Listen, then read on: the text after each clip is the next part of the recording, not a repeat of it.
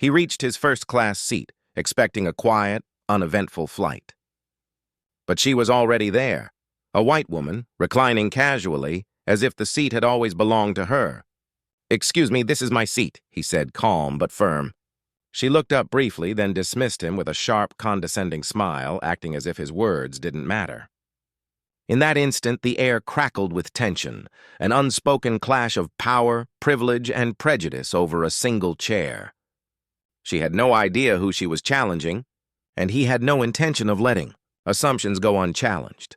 He walked down the first-class aisle with the quiet confidence of someone who had been in rooms where power was measured not by appearances, but by results. Every flight was routine, another opportunity to work, to think, to observe. But today, something felt off. As he approached his assigned seat, he noticed her immediately, a white woman lounging as if the seat was hers by right. Her posture, her smirk, the faint roll of her eyes, it all spoke of entitlement, the kind built on assumptions and privilege.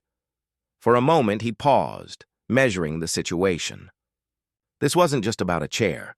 It was a collision of worlds, of history, of bias, and of authority. She seemed oblivious to the truth of who he was, and yet in her disregard, she had set the stage for a confrontation that would challenge both perception and reality.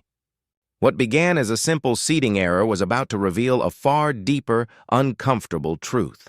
He cleared his throat, a subtle attempt to reclaim what was rightfully his. "Ma'am, I believe this is my seat," he said again, calm but firm. She looked up briefly, then sneered, her words dripping with condescension. "Oh, I didn't realize you belong here," she muttered, loud enough for nearby passengers to hear, each syllable a thinly veiled jab at his race.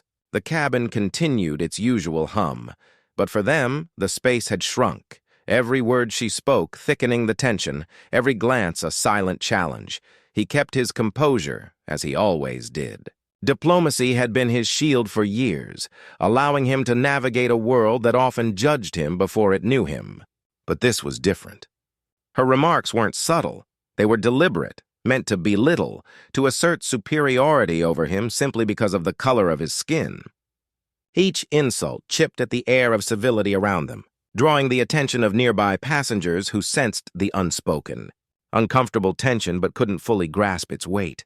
She continued, her voice sharp and deliberate.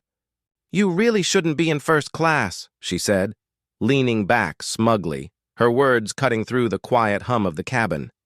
"Seats like this? Well, they're for people who actually belong here."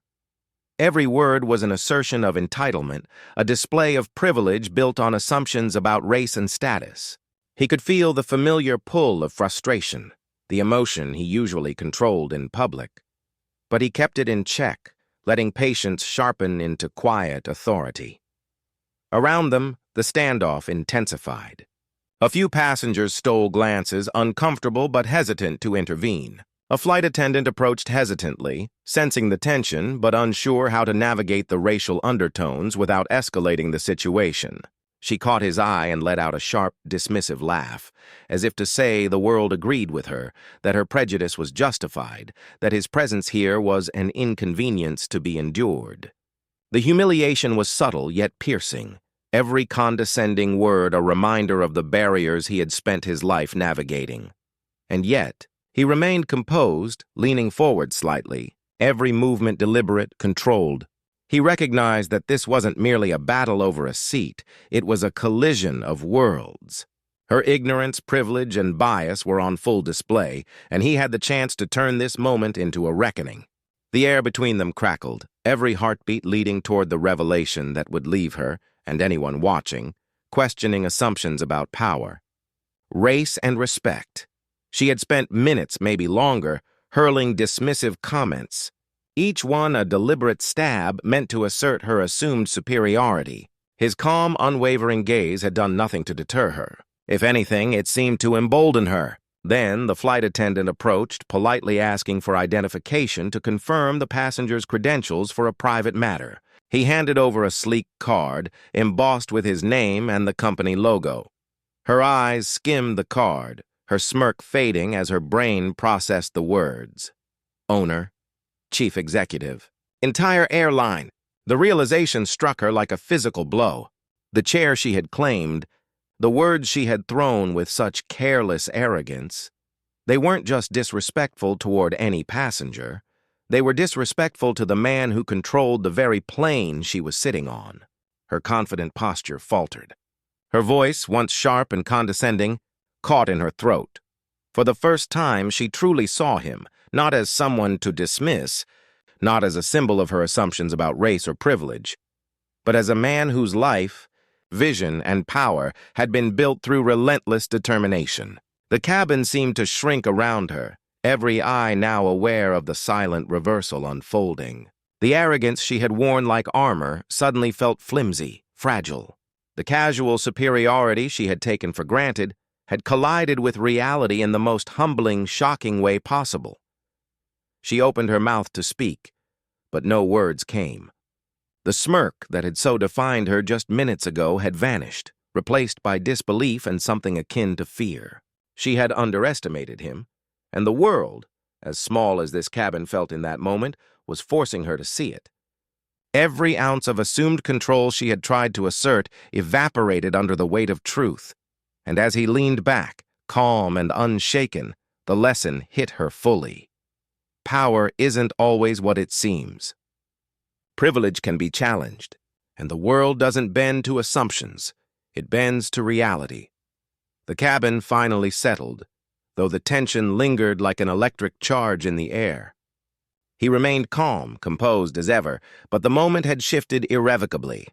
The woman, once so confident in her entitlement, sat frozen, her arrogance replaced by shock and shame. The reality that she had underestimated him, that her words had carried more weight than she realized, sank in fully. When the flight landed, he took decisive action.